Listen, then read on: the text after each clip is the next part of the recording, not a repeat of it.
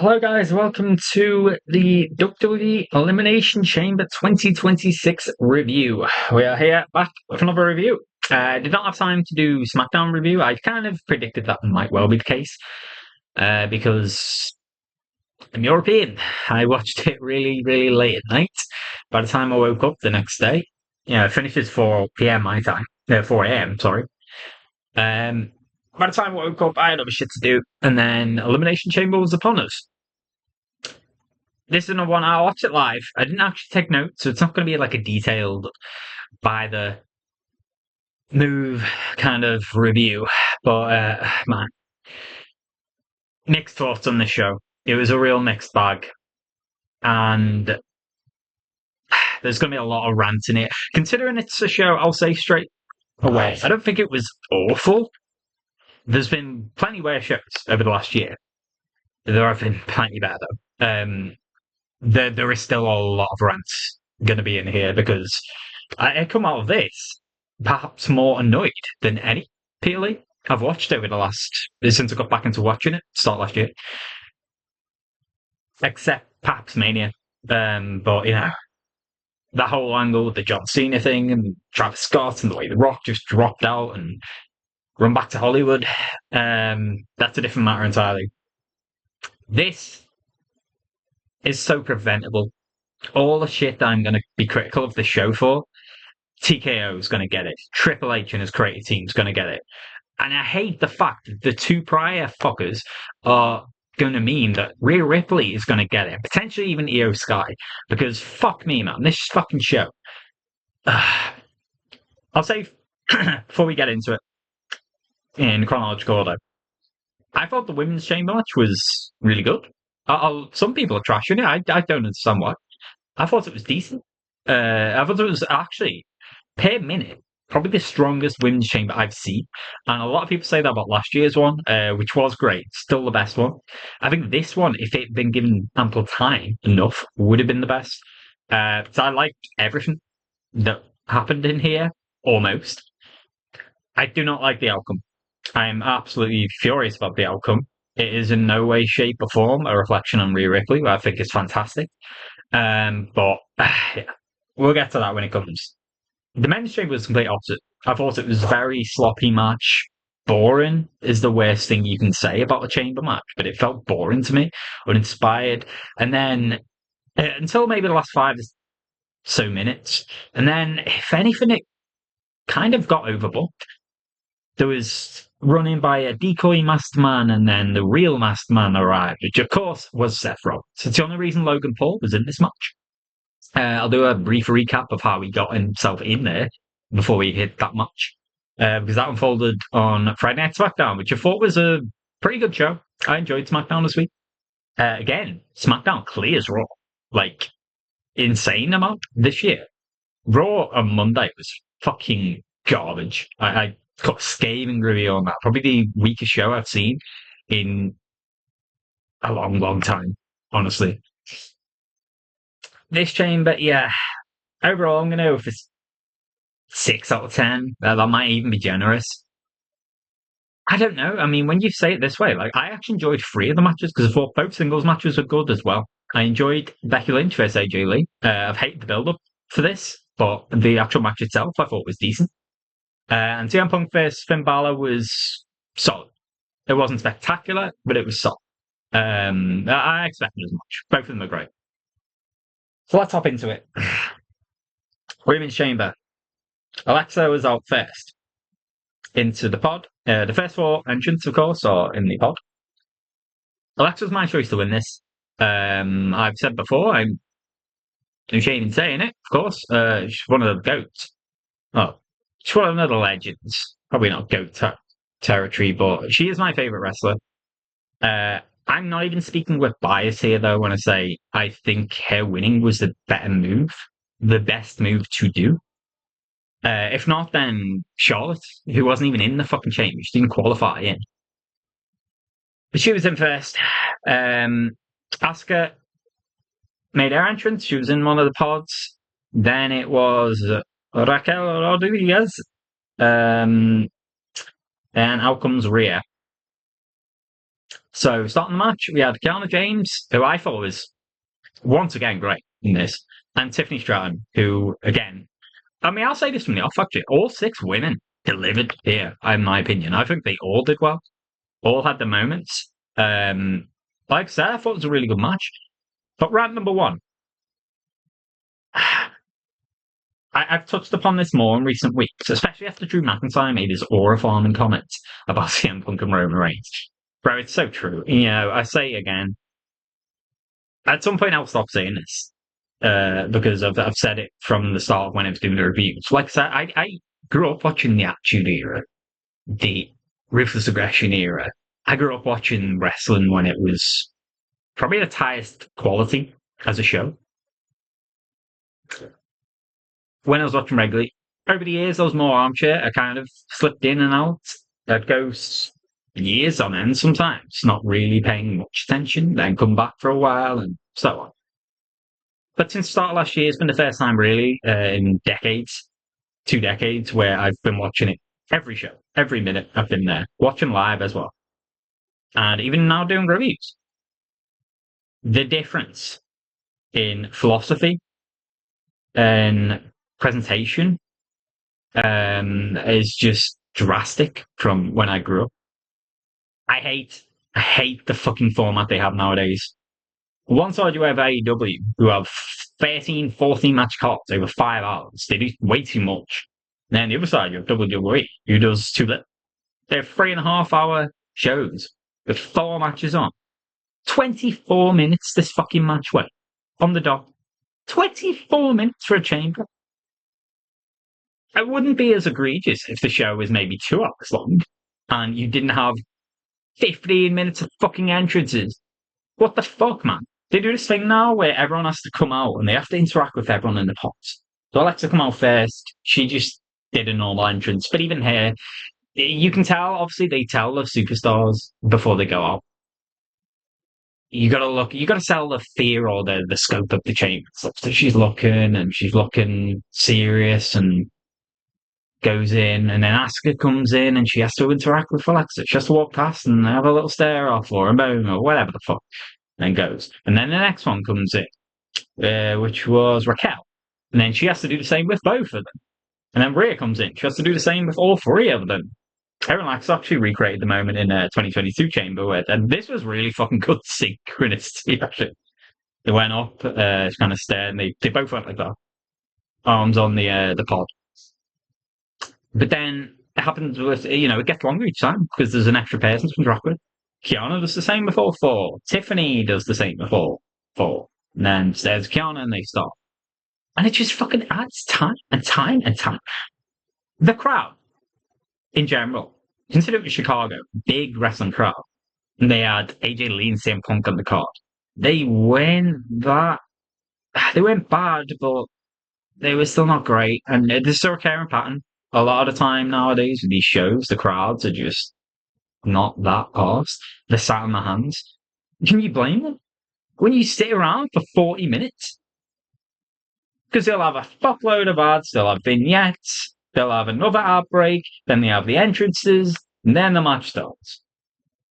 24 minutes for this. The men's chamber was 25 minutes, I think, with 17 minutes of entrance, apparently. I saw a post. It was timed. Fucking hell, man. The men's entrance, that shit pissed me. Randy Orton, and it's not his fault. Obviously, they're told to do this shit, and it's production. I know you're in your 40s, Randy, and I love you. Randy Orton's great. So happy he won. Complete opposite of the men's chamber, which I think was sloppy, but I love the outcome, especially the ending. To the women, which I thought was a very good match, and I hated the ending. So happy Randy won. But Jesus Christ, I know you're 40 odd, but get a fucking move on, man. Get in the ring. His entrance took at least 5 minutes alone. He was the worst defender for this the whole night. He's just strolling along as he does. He does this a lot nowadays in general. And yeah, I know he's a veteran who deserves every bit of acclaim he gets. When he comes out to the ring, he's a guaranteed Hall of Famer. First ballot. One of the biggest legends they've ever had. Legit. This guy's a fucking animal, man. Well, it was Batista, but you know what I'm saying. Brandy's are great. So I get more nowadays as he gets his latter stage of his career. Maybe also as well, a part of this is just him soaking it in and saving the moment. Especially as this was a special night for him. Won the match. He's going to Mania.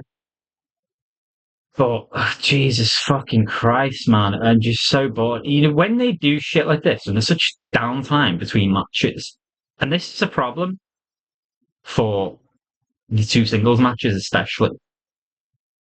I'm getting bored. I'm sat there and I'm seeing these entrances. I'm seeing ads. It's cutting to Cole and Wade. They're talking. Then he goes to another ad break. So naturally, I go on my phone. All right, let's see what the IWC. Let's see what Twitter's saying about the show. Let's update my play these games where you log in every day and get your rewards and all. Let's do that for a bit. And then once I'm on it, I'm doing it, and then the matches start. But I've still got 2 minutes to finish, and then I put it down. I missed the first 2 minutes the next match. This shit happens. You've got to hook the audience. You've got to keep them. Not having a fucking fuck me, man. I feel like sometimes I'm watching these live shows. Might as well between matches just back out of the fucking show. Stick on I don't know. Let's watch an episode of Family Guy while I'm waiting. By the time I watch a whole episode, by the time I finish, they're making they're halfway through the entrances for the next match. Great. CM Punk's another one. Love him. He was in Chicago, of course. He's going to soak it in. But fuck me, his entrance just went on forever. 4 matches on these cards. I'm sick of it. I'm sick of it. Fucking Vince McMahon would have a coronary if he looked at this shit nowadays. This is a problem with TKO. Fucking bastards. I hate they own the company because they're going these UFC model. We have these big shows, but there's only those few matches. I hate doing this because I have all respect to wrestlers and what they do. They'll really put the bodies online, but UFC is a legit fighter sport. You're not going to stack a card so much. It makes more sense to have smaller cards. Same with boxing. So they have wrestlers nowadays not compete much. They're fighting for very little scraps of match time. They're doing it for the money. They're trying to maximize time spent with performers, what they're contracted to in terms of days or payments to profit.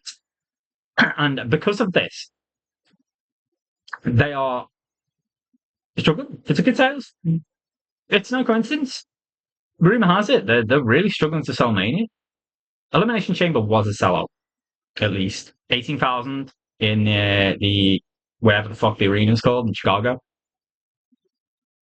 But general trend has been concerns of ticket sales, and I think their worry with this, of course, because they don't know wrestling, they're just suits. They just look at the money and the figures. They will then turn and put a microscope onto Triple H and his creative team. And he's panicked. Oh shit, we're not selling out. Sometimes, he could make numerous better decisions than he's made. He's so safe. But I think this is what caused it. From his perspective, you've got to look at it. All right, the biggest stars, Roman Reigns, etc. John Cena for last year. The very limited 4 dates. AJ Lee's a women's legend. She came back. She's not working every week. She'll disappear for months and then return. Same with Brock Lesnar. These part-time acts. They've got to juggle them and use them where they can. So he doesn't have a full roster available like Vince's model had, generally speaking. When he's panicked about lack of ticket sales, etc., he just goes to his safety net. So Rhea Ripley wins this match. I'll rant about that more, but I hate this whole production of just constantly fucking aura farm and long-winded entrances, long-winded vignettes, long-winded explanations. All this fucking downtime, this waste of time. You still go into a lot of the matches I feel like there hasn't been much story build up to this. There hasn't been much. How? You got all this fucking time. You do fuck all else. Because certainly not making them wrestle. Fuck me. When we actually got it, this was really, really good match. Tiffy and Kiana started it, as I said.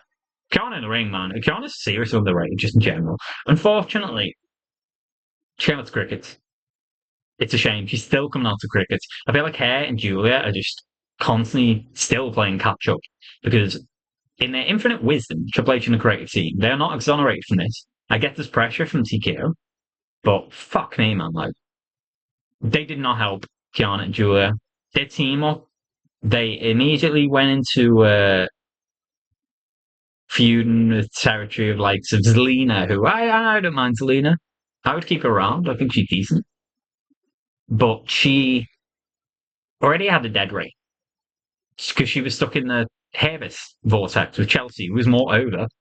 Took the title off her, so fans would rather have been on Chelsea. And then they worked with Michi and BFOG, Julian Garner. So it just killed them. It killed the fuck out of them for the next 5, 6 months. Only this year they started working with the stars. Kiana is now, she eliminated Lex in this match. I ain't gonna fucking rant about that. Trust me. No shade on Kiana. Getting this elimination, it helped her. Like I said, I think she's great. But only now this year, Juliet and Kiana are working with Charlotte Lexa. They're working with Rhea and Io. You know, the Kiana here is in there with Rhea and Raquel and Alexa and Tiffany, and, you know, all these names. Asuka. It's helping. It'll be a slow process, but if she continues doing what she's doing, she is on the right track. She is solid in ring. She gets stuck in. I think she's a decent talker. I don't know about the gimmick. She comes out with the bag and stuff. I'm not really sold on her character. But I suppose it fits. You know, she's this like manager figure for Julia. They're doing better work. It'll come. But I thought she was possibly the MVP of this match. It's hard to say. Like I said, I think all 6 women did well. I think for the time that Alexa was in there, she did really well.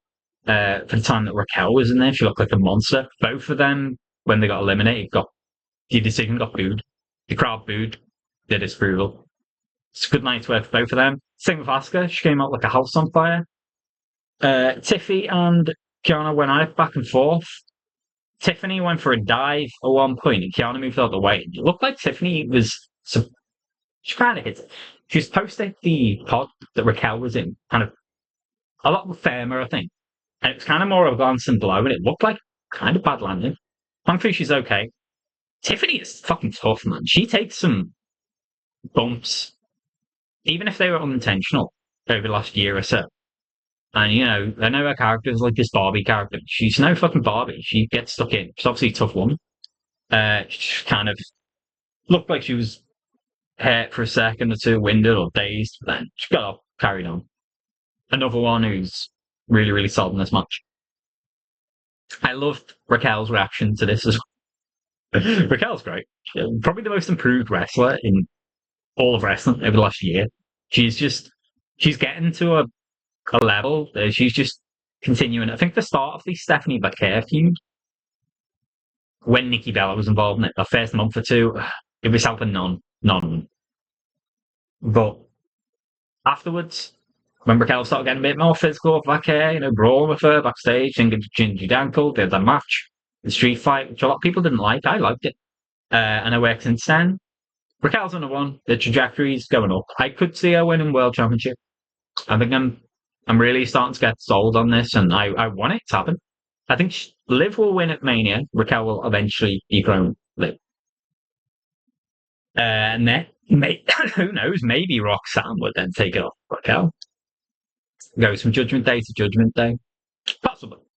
This year might be too soon for Roxanne. Maybe next year.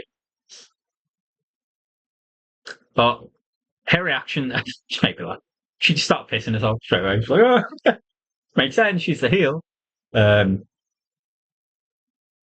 First in was Asuka. And I love this as well. You didn't see Kiana. Kiana laid out Tiffany at one point. Yes, the focus, you know, the camera cuts to. I love the shot. All 4 of the chambers. I actually preferred how they used to do it back in the day. You used to do a bird's eye view. You know, the lights are flashing for each chamber, and then bam, light stays on one of them, and that's first moving in. It's more, they have cameras on the top of the pod, like looking down, and they did that. You can see Asuka waiting, all right, wait for the door to open. Door opens, bam! Kiana just came out, fucking nowhere, just clears her out, throwing in for the pardon, all this shit. I think one thing from this match that I thought was so much better than what the men did is they used the environment. You have to use the environment in these matches. Hell in a Cell, the cage, Elimination Chamber. What makes the match special from a normal match, besides the elimination factor and the timed entrance? It's just a Royal Rumble in one aspect with different time intervals. But what you have is the environment, the pods, the cage, the steel floor. It's not steel anymore, I don't think. It's like heavily padded.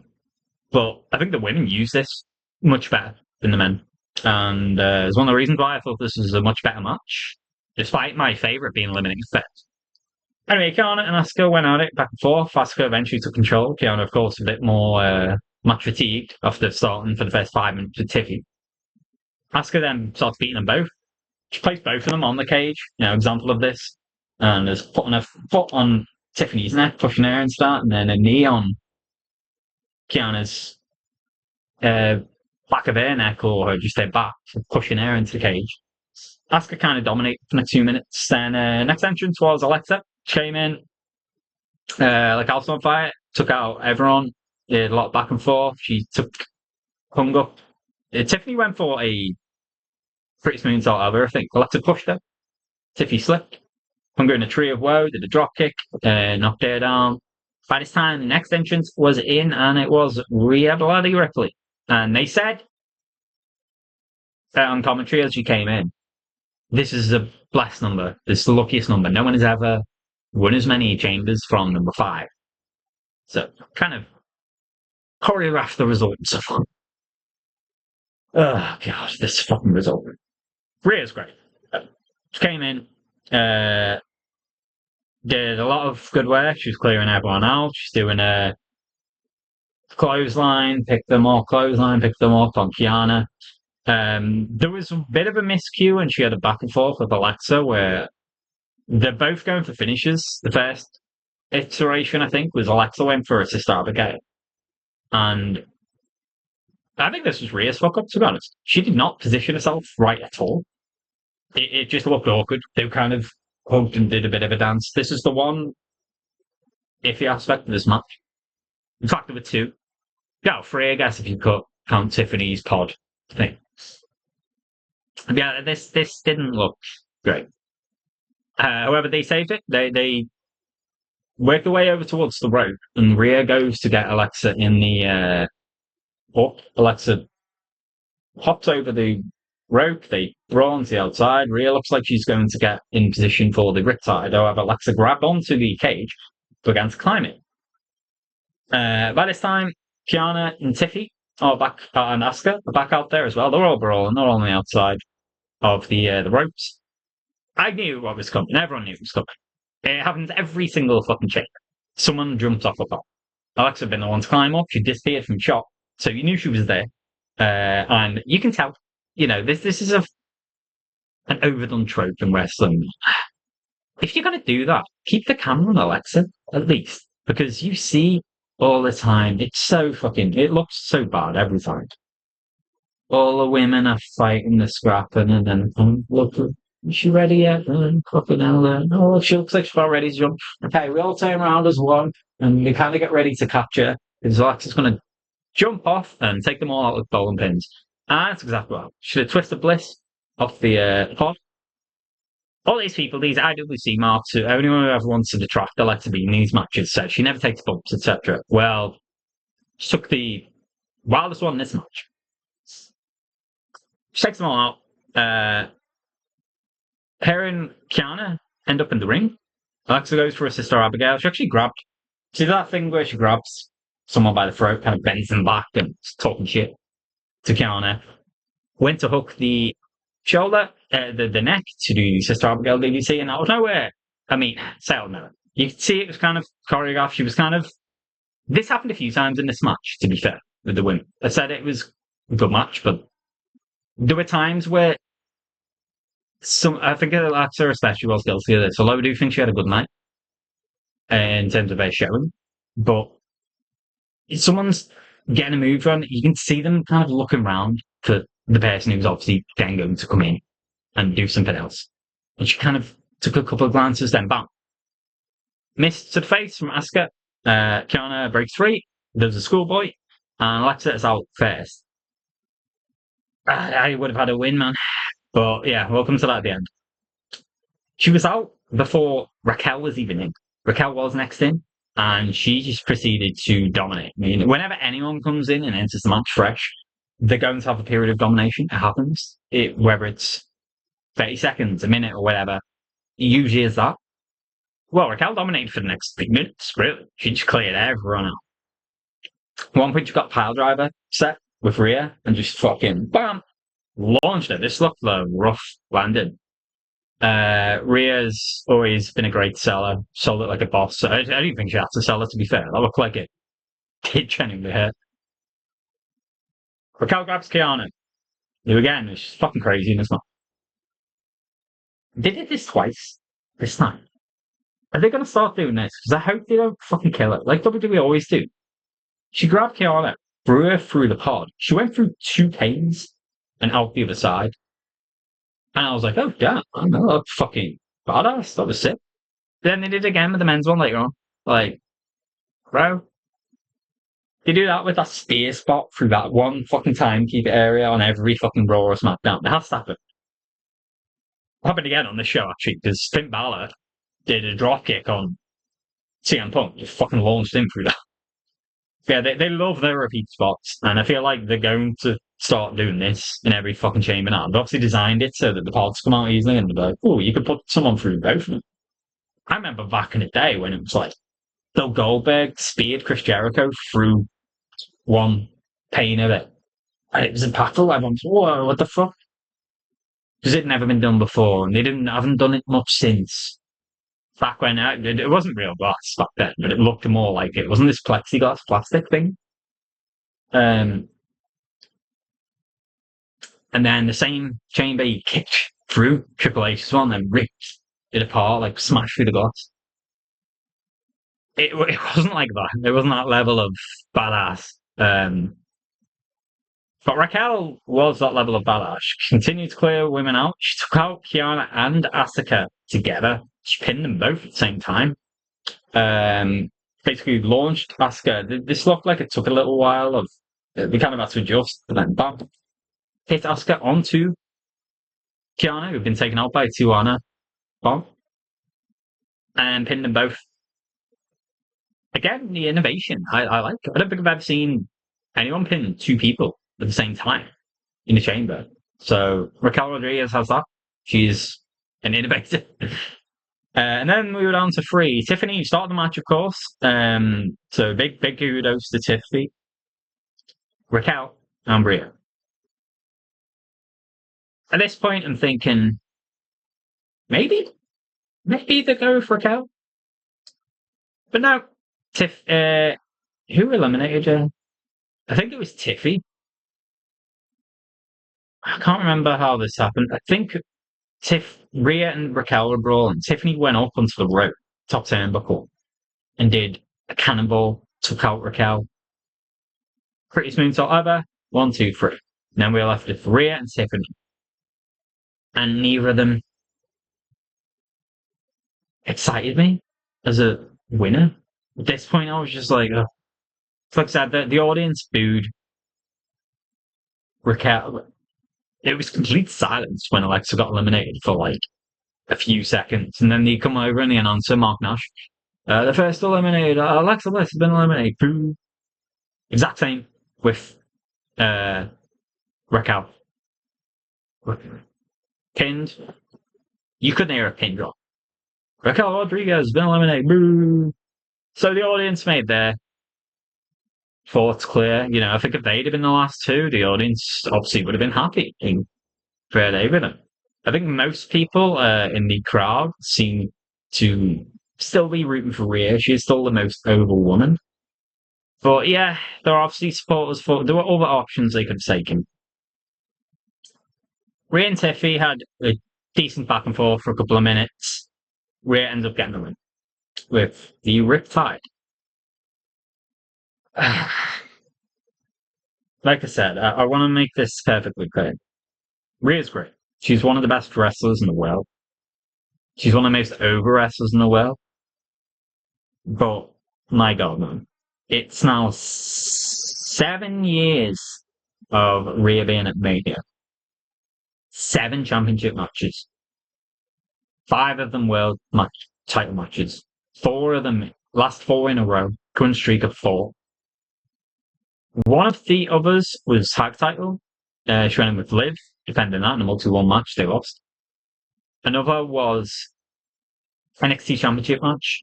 However, it was elevated by the fact that the Royal Rumble winner that year, 2020, this is Charlotte Flair, chose Rhea Ripley, chose the NXT title to go for.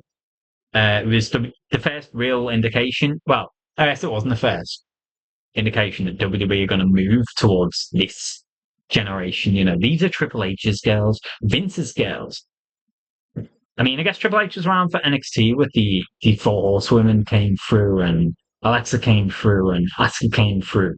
They became Vince's girls. He brought them into the main roster, and they were the first class, really, to innovate the women's division and behind the women's revolution, and they just getting more spots, etc. The next batch was actually Candice LeRae as well, who sadly since has not been utilised to a full extent. Candice LeRae's great. But Rhea Ripley, Bianca Belair, Io Sky, they won. They were all on a team. 2019 Survivor Series, which at the time, you look back at it now, they probably were the most stacked team. It's actually kind of wild. NXT team was better. There were some fucking jobbers, man, on the Raw and SmackDown team now. Or just people no one gives a shit about or they're forgotten about. But I like Triple H sometimes. Maybe there's almost a degree of spite of once he got the book, I'm not going to use Vince's girls. I'm going to use my girls who wearing black and gold. It's too much. It's too fucking much, man. 5 world title matches in 7 years. And another year, the NXT one was basically, it was treated like a title, like the big match because of Charlotte Flair. And the Rumble winner chose it. It's overexposure. It doesn't matter who the fuck you are. If you do this shit with the same person in this spot year after year after year after fucking year, I'm not going to give a fuck. I'm going to rebel. I'm going to refuse to get invested in it or just not even unintentionally, even if I want to get invested in this, and I don't because Jade is fucking shit and should be the champion anyway. I don't care who the fuck is wrestling Jade Cargill. I'm not going to care about it. I'm not going to give a fuck. My idea would have been from the off. I think the fact Jade is still holding the title, and so many people now, how do we see it? Twitter, what have you? Instagram, Reddit, any of these fucking forums where they discuss wrestling, they've all kind of accepted Jade being champion. A lot of people were doing that from the off because, but she's champion because Bianca will come back and she'll win the Rumble, then she'll win the Elimination Chamber and she'll challenge Jade. And, they have a story, it will make sense, and Bianca will be on to dethrone her at Mania, etc. Didn't happen, man. Didn't fucking happen. Do you think WWE are not in discussion constantly? Receiving updates on the weekly from Bianca Belair. Surely they must have had an inkling she's not going to be back. I feel like what they did is they delayed as long as possible. Oh, hopefully Bianca is back. Bianca is back. If Bianca was there, she would have won this match for sure. Rhea would not have. Rhea probably would have won the Rumble, honestly. So maybe this benefit will live. But the biggest benefactor of all is Jade Cargill because she's still champ. I don't think I wouldn't have had her as champion. The second it became clear Bianca wasn't back. And even then, I wouldn't give too much a fuck. Like I said, it doesn't matter who Jade is up against. I just cannot bring myself to care because I do not rate her as a wrestler. I don't think she can talk. She can't wrestle. She got carried fuck out of the match with Jordan Grace recently. She's just a look. She looks $1 million. She's a beautiful woman. She could be a model. But I don't give a fuck. If you can't talk, you can't build story, you can't sell a narrative and an interest in me, then at least be able to wrestle. Or vice versa. If you can't wrestle as well as some of the other women, then at least have a character and a personality and a charisma that I can get behind. A gimmick that I can get behind. Her entrance is pretty cool. I'll give it that. I like her music. I like the Storm thing. The Storm has come in. She looks like Halle Berry's Storm. Kind of. The vibe is there with the grey hair and the silver hair. But we're gonna have to watch Rhea Ripley suffer as well. That's another thing. Trying to carry Jade too much, and Jade I don't think she's ever gone beyond 10 minutes in a singles match, ever, in AEW or WWE. Well, they're gonna have to do it at Mania. Can't do a less one, surely. I mean, maybe they could and put another women's match on, but no in TKO. They'll just fucking have a 10-minute entrance for each woman, and then have a fucking 8-minute match. And when they could have put another fucking match in there. I know the big question now: which we're winning? What the fuck does Charlotte and Alexa do? What does Io do at Mania? The fuck? What about Io? Best women's wrestler in the world. Oh, I'm sick of it. This really threatened to ruin this whole shit from this decision. Rhea's great. I would have taken the title off Jade the second it was clear Bianca wasn't going back. I would have had Charlotte beat her. They teased that. Beat her on a random SmackDown even. It didn't even have to be a PLE. I don't give a fuck. They could have done it. They should have. After War Games, I think, Charlotte and Alexa had lost the title. They still never ever got a title match back. They didn't get a rematch. They didn't get a one contender match even. Well, they had one the next night against Rhea and Io, and that got interrupted by every tag team, really. The Kabuki Warriors, and then Bayley and Lyra came out, and then the Judgment Day came out. Liv, of course, has been recently got. They never got another look in with this title scene at all. So if you're not going to do that, move them to singles titles then. The fuck else have they been doing? Seriously, what have they done the last couple of months? Two of the biggest stars in the division. I still consider them bigger stars than Bianca. So I would have started that build-up of tensions between them both, kind of eyeing Jade's title. I'd have had Charlotte versus Jade at Saturday night's main event, just before the Rumble. I'd have had Charlotte win. Or maybe do it after the Rumble, I guess, because you could still do the Charlotte accidentally eliminate Alexa, but just doing a random SmackDown. Whatever the fuck, just take the title off. Yeah. And then I would have had Alexa in the chamber, and then Charlotte comes out trying to kind of celebrate with her or something, and then bam, Alexa turns. I would have had that. The fans would have been invested in the story. Alexa's insanely over still after 8 years of now having a singles title, 10 years of being over straight. She was even over as an over push deal. Charlotte is possibly the GOAT. She's definitely in the conversation. I would still consider it Becky Lynch, but it's close. In time, Rhea Ripley probably will become that.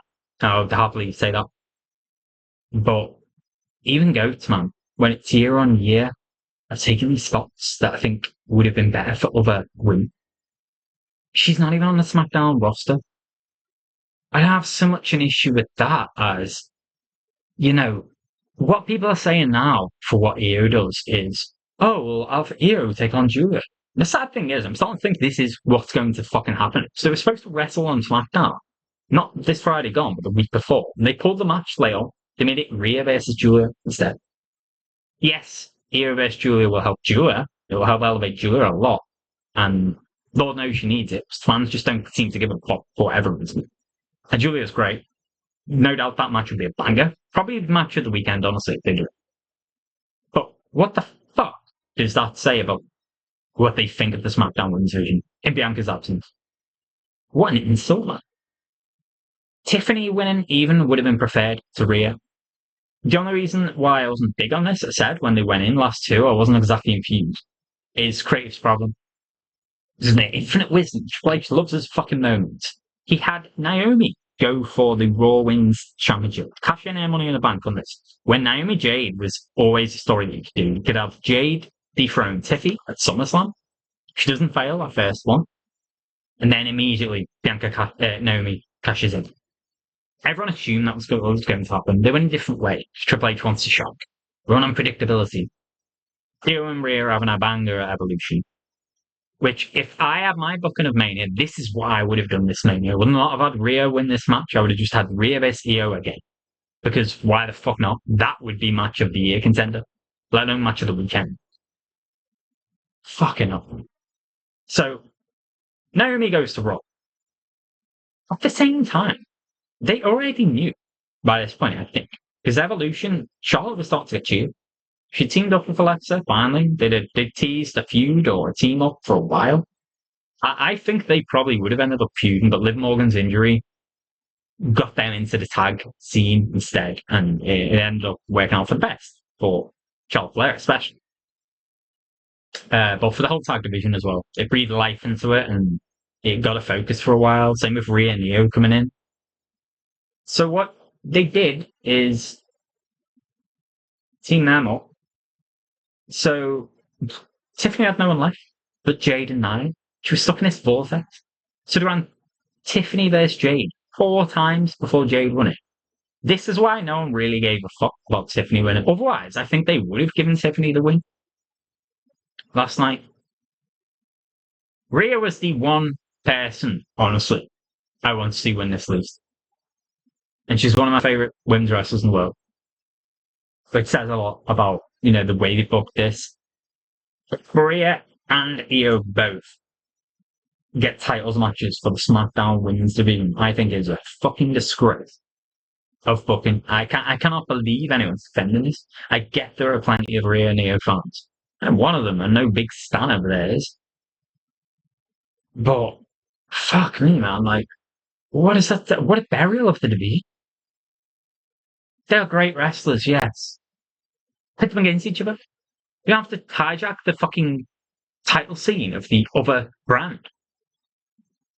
And the worst part is, does anyone think they're going to win?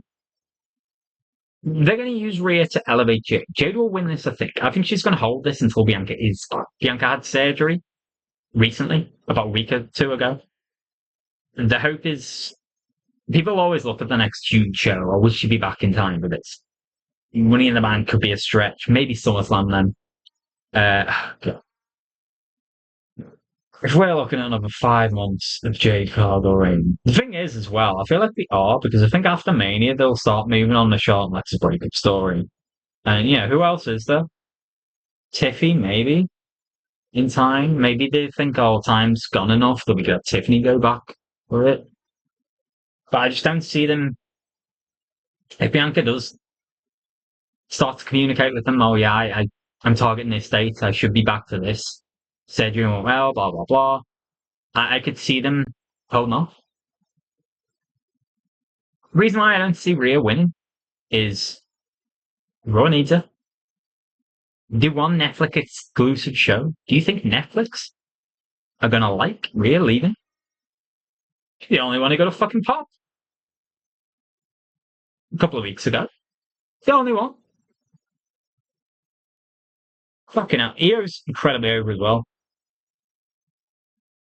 I think if Rhea wins and Io doesn't, they're on different brands. I don't like that. I like them being on the same brand. Maybe they're trying to gear them up to both be. Maybe they don't want 2 massive faces on the same show. I don't know, but even SmackDown has Alexa, who's insanely over. Probably these. They're probably the 3 most over women in the company: Rhea, Io, and Alexa. But they also have Tiffany. They have Charlotte, who's very over now. They have Chelsea, who's a heel. She's always over. I don't know, man. I don't see them winning, so I don't see what long-term benefit there is to the general SmackDown show division. There is a benefit, of course, to Jade if she beats Rhea, and to Julia if she beats Io. But they're the only 2. Are you sacrificing the whole rest of the show, the long-term stories, the long-term progression you could do for that? What does Charlotte Alexa do now? I can only assume they're going to go in a tag team match, multi-women tag match. I don't give a fuck about that much, man. What have you got now? Bella Twins? I don't care about them. Never did. Nia and Lash, don't care about them. Never have. Bailey and Lyra, love them. Good. Kabuki Warriors, like, good. Get them in. Maybe you get all them in. Maybe Alexa and Charlotte do start going towards a breakup thing now and have a singles match. Maybe they go towards a big US title women's match. I would personally do that. I think I would do Julia versus Alexa versus Charlotte versus Tiffany. Julia's only heel in that match in that regard. I guess you could maybe put 6 in. Jordan Grace and Kiana. That would be interesting as well, actually. You have 2 teams in, and then Tiffy and JG. Do something. Because right now, there's only 2 SmackDown women on the card. Well, I guess Nia and Lash probably will be on.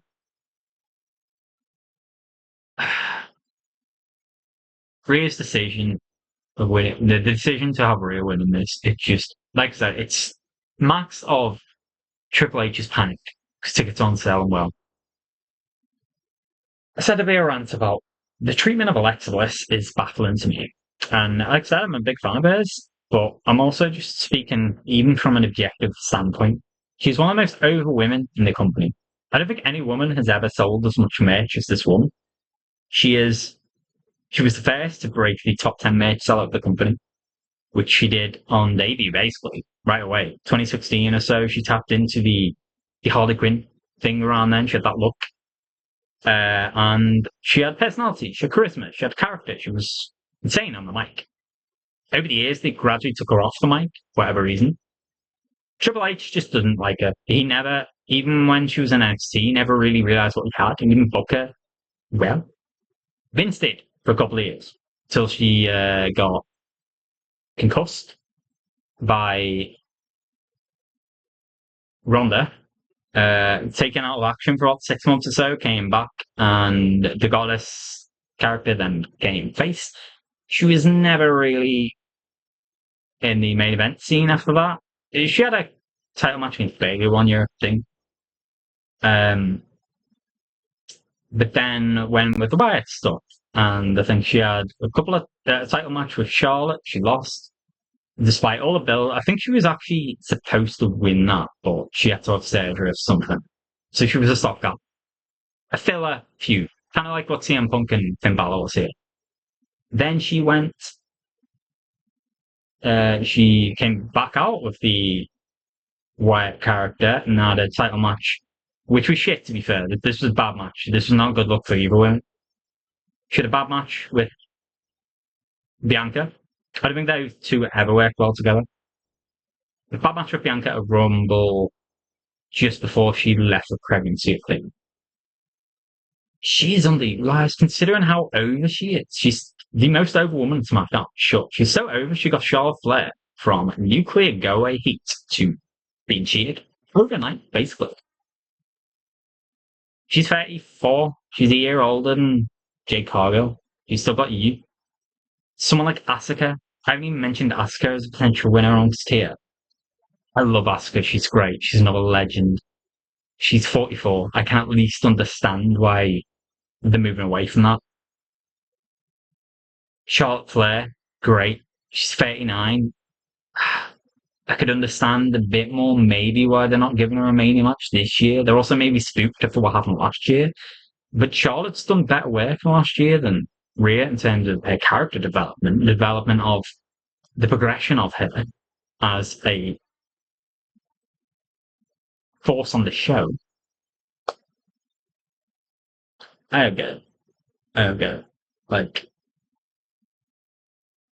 these modern 4 pillars of women's wrestling, it does just strike me as Triple H's favourites.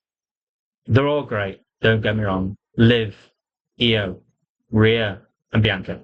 That is what a lot of the IWC now is starting to refer to as the 4 pillars. They're trying desperately to shoehorn them into the falls women territory. It's a weird contrast.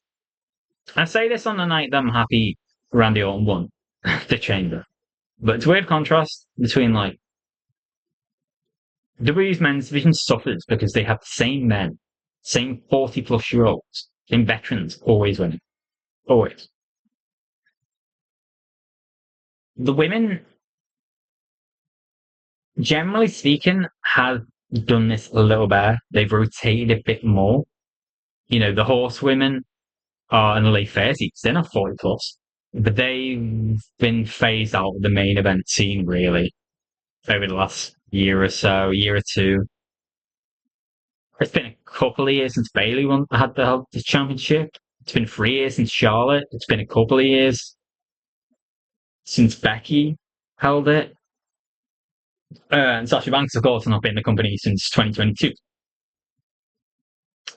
Mercedes Moné now in AEW. So, they've moved away from it more. Asuka, when's the last time she held it? Oh, that's like that. It's been 8 years, which is fucking insane, given how over she is. And she's still doing good work, getting shot at her. And what they did together, bolstering the tag division, the shine that gave on the likes of Lash Legend, who's come through now.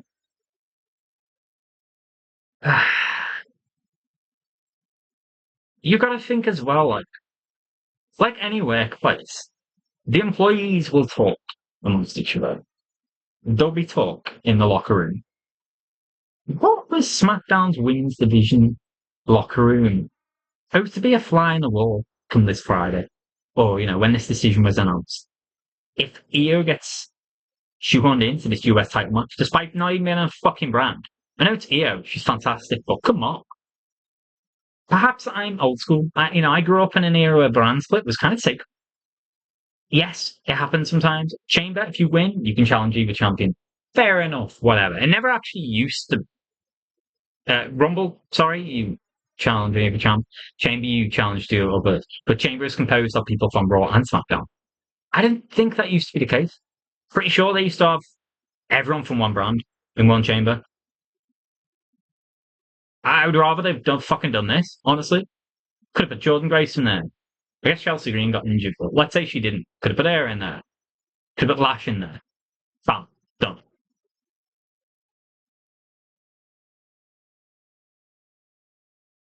I don't like that you can kind of hijack all these women's singles matches with just Raw superstars. I think how demoralized the SmackDown women's division must be. SmackDown was largely shit last year. And people are critical of the women's division. It needs more. It needs better. It's been firing this year. It's been done better than Raw, in my opinion. Another thing is, why the fuck did Rhea and Io even win the tag titles? The second they lost them on Friday, I knew. I had a strong feeling, oh my god, they're going to go for Rhea again. For the 5th year in a fucking row. Or 4th year in a row, whatever the fuck. But every year, she has to have a Mania title match. She's 29 now. She's not getting on. She's got years. She's got time. Give it to someone else. I'm complaining about Raw superstars hijacking it, but I wouldn't have minded so much if it'd been Raquel. I still think Alexa was the best option. I think she was probably the fan choice. It's hard to say. I mean, Rhea is still the most over woman in wrestling, and the crowd certainly cheered when she won. But Tiffany would have been a better choice. Raquel could have done with this more. If you're going to go with someone from Raw, Asuka, I don't think was ever going to win it. I never considered that a serious possibility. She will go into a tag match with Kyrie, or maybe Io gets factored into something with them. I could see Io versus Asuka at Mania. That would be pretty fire, to be fair. I wouldn't mind that. We only have so many women's matches as well. And I think what this does with Rhea going into this is makes it difficult to find what people are doing. The fuck's Tiffany doing at Mania now? I heard rumors she's maybe going in for a bodybuilding competition. So she might miss Mania. She might not even be on the card. If that's the case, why did you have a fucking promoting it? She was in the promotional builds for it. People are saying this. I didn't buy it. She will be on the Mania card, but what the fuck is she doing? Who knows? I think that's what they'll do. They'll probably do Julia versus Rhea. Fucking Julia versus Tiffany versus Charlotte versus Alexa. I would put Jordan Grace in there. I guess you could maybe get someone else in there as well. Who knows? Next up, we had Becky Lynch and AJ Lee. I've not been praised in the build up to this. I thought the couple of segments for two of the best talkers in the history of the business. And they are. They definitely are. It just felt off. AJ even getting a title match. What has she done to earn it? You could say, oh, she made it. Becky tap out at WrestlePalooza. She made Becky tap out at War Games. She hasn't had a fucking singles match before then. She didn't win a qualifying match or anything like that. WWE's so weird sometimes, and just give these person a match. Nia Lash, pinned.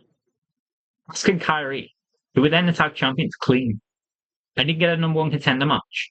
Then all of a sudden, Rhea win the tag titles because Rhea Hogan. They're making me sick. This kind of fucking booking. Oh, but I've ranted about that enough. It's the inconsistency with it. Ivy Nile came out of nowhere, hadn't wrestled in 6 months, got a number one contendership match against Maxine Dupree. She had to give Maxine a defense because before Becky Lynch takes the title back, ready for AJ Lee to then take it. Why? It's shit like this they just do with no explanation, and there's no one there's no one in that fucking writers' room thinking, well, hang on, how the fuck are we going to sell that Ivy Nile is winning a number one contendership match when she hasn't had a singles match in 6 months? AJ Lee hasn't had one in over a fucking decade, man. I don't care who she is. I love AJ Lee. She's great. She was a legend. You haven't had a singles match in 11 years. What the fuck have you done to actually earn the spot kayfabe-wise? So I was really, really hoping this match would be good and we could forget about these questions. Thankfully it was.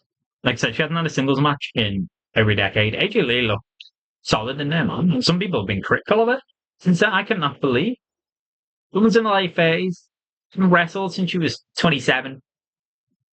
She went out there and hung in there with Becky Lynch, who was one of, if not the GOAT. Very good match. Becky, the story really at the opening part was Becky's kind of out wrestling her, really. And it's, can AJ hang? AJ's starting to get a bit frustrated, and Becky's talking shit. She does. She always sounds drunk. She makes me laugh. Becky. Oh, you go. This Irish fucking draw. Slowly, tide began to turn. AJ started. She's gone through the motions, started warming up. It became a real competitive match. I'm not going to go for a blow for blow thing through this. Like I said, I missed part of this match and the CM Punk one. So I was on the phone waiting for the fucking commercials and the never ending entrances to win. They ended up incorporating a whole angle with Jessica Carr, which I think a lot of people saw coming. It's not exactly surprising, but I don't mind this at all. It fits with the whole longer. It's gone on a fucking while. They love these never-ending stories sometimes, but Becky Lynch had this long narrative of, she's constantly on social media. She's hilarious on social media as well. She's constantly saying she's going to strike. She's a victim of conspiracy. People are out to get her. Blah, blah, blah. She's basically the female Drew McIntyre. Drew McIntyre throughout the whole Cody Rhodes run. And CM Punk feud as well was the same. Division are the same as well. It was constantly, oh, you're out to get us and all that shit. It's heel behavior. It happens. The whining, the authority wants to keep them down, yada, yada, yada. And not surprised they worked this. As soon as I saw, the match, Jessica Carr was the ref, I was like, yeah, they're going to do this. And Becky Lynch ends up accidentally taking her out.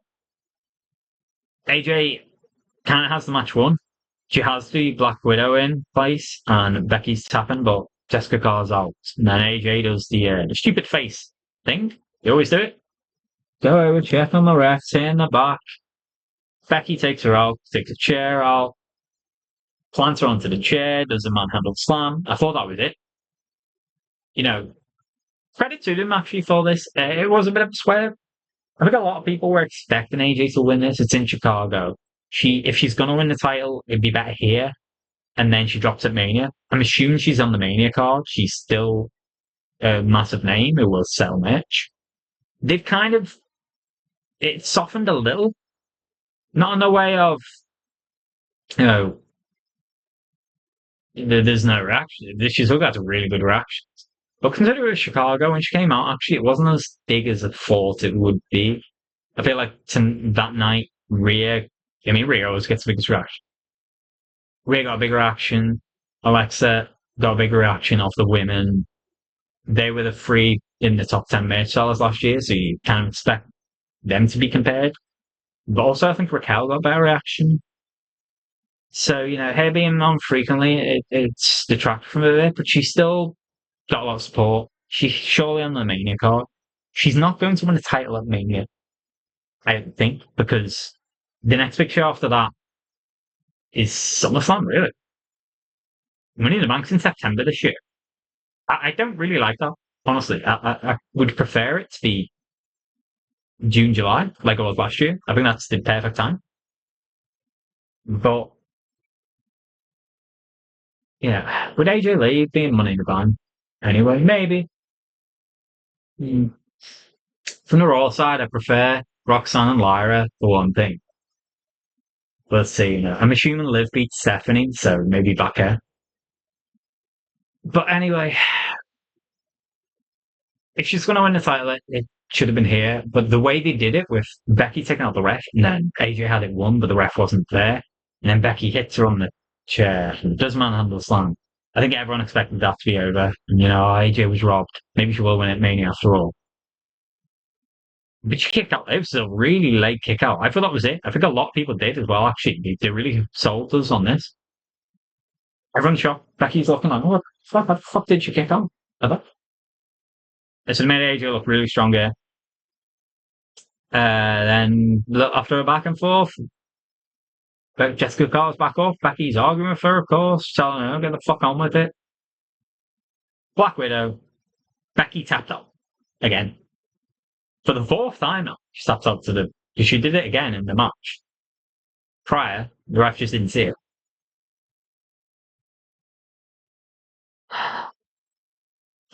On a day where I've said Rhea Hogan, it's not Rhea's fault, but it's fucking true. She is probably the most overpushed women's wrestler of all time after Charlotte Flair. Charlotte Flair is still number one. For many years, people said Becky Hogan. Never really understood that. I don't actually think at any point in time. It's strange, I call the Golden that, or one of them. I don't think at any point in time Becky Lynch has actually ever been my favourite horsewoman. In the early years of Sasha Banks, I can't stand Mercedes one in now. I went and rant about that in another video. Saturday Night's Main Event one, watch that if you want to see it. I buried the fuck out of this one because of. I'm not going to go into it. I just don't like Mercedes. She's the only woman in the wrestling community now I'm not care for. 14 belt Monet. Fuck off. But she was my favourite for the past few years. Then it was Bayley. It's kind of been Bayley in general, overall. Then this last year, I think Charlotte, the development of her character coming through as babyface, I love her now. I think she's great. Becky Lynch, I've always given her flowers. I think she's always been good. I've never ever got on this boat with Becky Hogan. People got to stop saying this shit, man. They can fuck right off. Look what this woman's done last year. Some of the best work of her career. She got Lyra over. Put her over repeatedly. Had some bangers with her. The last match wasn't great. Unfortunately, we saw that on WWE in real. How upset Lyra was with that. But it helped Lyra a lot. What have they done with Lyra since then? Fuck off. Her and Bayley, man. I'm complaining about the mistreatment of Alexa here. And the SmackDown Women's Division. Bro, Bayley and Lyra. Fucking hell. No one in the company has been treated worse than them. Except maybe LA Knight in the last in the last 6 months, 7 months or so. Jesus Christ on a bike. She then got Maxine Dupree over. Maxine did good work herself as well, to be fair. Credit to her. But she put her over repeatedly. It was a fucking rookie. Kept tapping out. She's allowed AJ Lee, who's been gone for over a decade, as a part-timer, to go over her multiple times. No, 3 times. Tapped out 4 times. She got eliminated by Bloodsport Natty unceremoniously in like minutes in the Rumble, which shocked the fuck out of me. She's giving back. She said she's on a final run. She's in a giving back phase. She's John Cena, like a career, 2014 onwards. It's a credit to Becky Lynch, man. They'll probably run it back at Mania. Becky will win it back. Maybe not, honestly. They could go another direction, I guess, and have someone else win. Uh, but I think she'll win it. She'll take her on again, win it back at Mania. They're not going to have AJ Lee hold this title through Mania because she's part time. Like that, she probably won't be seen again until SummerSlam. So why, the IC Championship is always the working person's belt. You're not going to fucking have it on a part time. That'd be silly. I don't care who they are. That'd be silly. But good match. This was decent. And flowers to both women. Yeah, AJ Lee, man. I missed a step. After all these years, she still hung in there.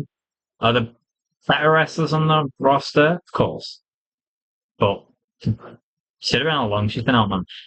I really wish we had prime AJ Lee in this era. Can you imagine? Fucking up the matches she would have had with an EO, just everyone. There's so many.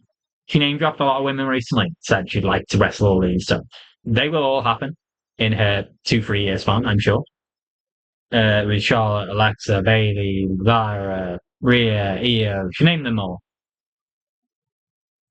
Next up, CM Punk. From AJ Lee to CM Punk, from wife to husband, he took on Finn Balor.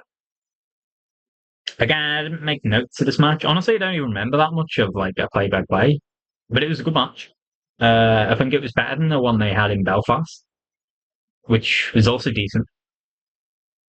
And I like the whole narrative about this. It was always the only thing with this match is it was the most predictable match possibly we'll see all year.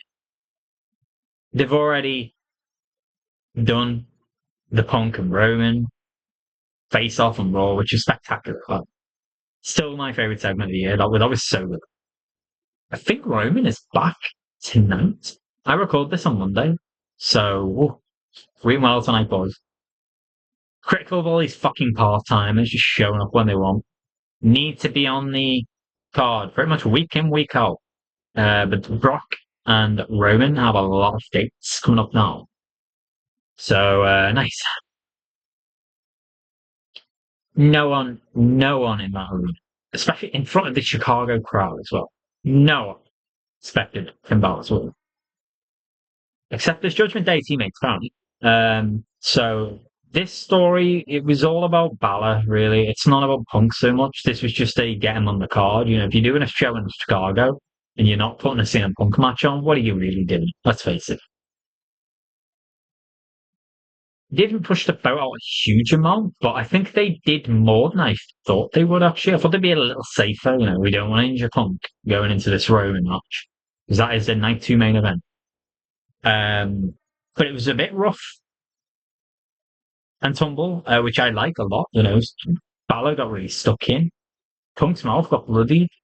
Punk just looks worn out after fucking. He looks gassed after 5 minutes these days. Guys in his late 40s, still going strong for our entertainment. Legend. But he always gets a second win, like instantly, and he's fine. Keeps going. Good show for him. Dominic Mysterio and JD McDonough came out. And I'm thinking, shit, man, are they going to turn on Balor tonight? The reason I said this story, this whole feud was all about Balor, it's leading to that. I think he's promised he's going to win gold. The Judgment Day, he's not delivered. Liv will deliver. She'll win. I could see Roxanne and Raquel maybe winning the tag titles or going for the IC title at some point too. Oh, AJ vs Roxanne would be good at me, actually. Because that's AJ's like a wrestling mum, basically. Yeah, do something with them. I think it's leading to Balor versus Dom. Balor going face. Again, at the end of the match, when Punk won, he off Balor offered his hand to Punk. Punk took a fucking age taking. He was taking a sweet ass time. Again, WWE, TKO. They love to drag things out. My fucking god. I could have gone for a piss, came back, and he'd still stood there. And I'm like, bro, you keeping my boy Balor hanging? The fuck you do? Had a good show. Ben Punk shits. He dismissed JD and Dom already. No, fuck off. You know, I can win this on my own. I'm going to prove it. That's been the whole story. I don't need you. Like, I appreciate the help, but kindly fuck off. Let me do this for me, myself. But he failed to get the job done for the second time. So now the Judgment Day are going to be questioning, what the fuck? Why didn't you take our help? You said you're going to do it. Maybe you're not the guy we thought you were. You know, Damien Priest won the championship. He brought the championship home for the Judgment Day. Liv's going to do that. I think Liv will win. Maybe the run this angle. It's going somewhere. There has to be something to come out of it. Oh, bro, talking about things to come out of. What comes out the box was next. The big mystery. I don't know who Danhausen is. I knew the name. I followed it. I didn't see him in the look, keeping an eye on rumor mill between shows, even during the shows. I'll see what people take, etc. Where I differ, where I agree, where I disagree. The reports in the upcoming weeks seem to point towards Danhausen. The fact he was still on the AEW roster page up until the night before, I think. His contract obviously expired at the end of February on the 28th, on the 27th again. He tweeted, apparently, I've not seen it, so I've just heard. He tweeted something like, yeah, I am free. And then he was removed off the roster page. So I think at that point onwards, everyone expected, yeah, it's going to be him. I don't know much about him at all, except his name, and I'd seen a picture of him on Twitter. When this angle first came out, everyone was assuming Jericho. The rumor was there, crowds chanting Y2J. So he was always going to face a tough task getting over, man. Like this. From what I gather, from what I've heard, he's kind of like a comedy gimmick character, a bit like a Mr. Iguana, or like one of these comedy characters, like a R-Truth, who, funnily enough, was shown backstage with this fucking box. Well, I thought maybe they're going to feud. I know exactly. I know exactly what's going to happen here. Actually, I'm going to lay it out, and it's gonna kill this guy already. If he's not already dead, because let's go through what happened. The box was wheeled out. It was kind of like in front of the back, fucking gorilla position entrance. Opens up. There's a coffin lid. Swings open or fold off, whatever the fuck. I don't remember. I think it's one go. You can see like fog coming out still. Kind of shit Undertaker would do. The fog's rolling out, blah blah blah, opens up. You can see what looked like a light. And 6 women, I think it was, 3 on either side, come out. And they got that fucking face paint on. That's the Danhausen, the black and white. Looks like a Timu Sting in WCW. Is it black and white? His face mask? His face paint? Fucking man. I think it is. Instantly I knew it was. I'd seen his picture and seen all his talk. I'd seen, apparently, actually, he even tweeted a kind of teaser for this earlier on in the day as well. Maybe the crowd didn't expect this. I don't know. Okay, how many of the crowd did WWE assume? And I asked this question last week. Did WWE assume that a lot of the audience then go to the IWC or the dirt sheets to get a pulse of what's going on? Because they did the Liv and Stephanie segment without putting fucking subtitles on when it wasn't even live. And Stephanie Vaquer got the whole promo in Spanish. Fuck me. The fuck was that?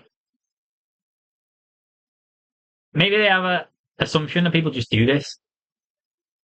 A lot of people, these women come out, and then Danhausen emerges. He come out, Danhausen on the thing, there's got theme music and everything. They have everything ready. There was a smattering of polite applause at first, and then he comes out, followed by his the women. I don't know if they're always going to come out with him, or maybe this is just the entrance, his debut. He handed it looked like it was a jar of tea to Michael Cole, who's just like, what the fuck? Look at Wade, like Wade's like, oh, that's me, man. Like, and then he goes into the ring, kind of poses, and then the lights go out, and then boos across the whole arena. Fucking loud boos as well, man. The lights come back on, he disappeared. No one was there. They didn't boo, followed by Jericho or something. I don't know. I can't quite say why they booed.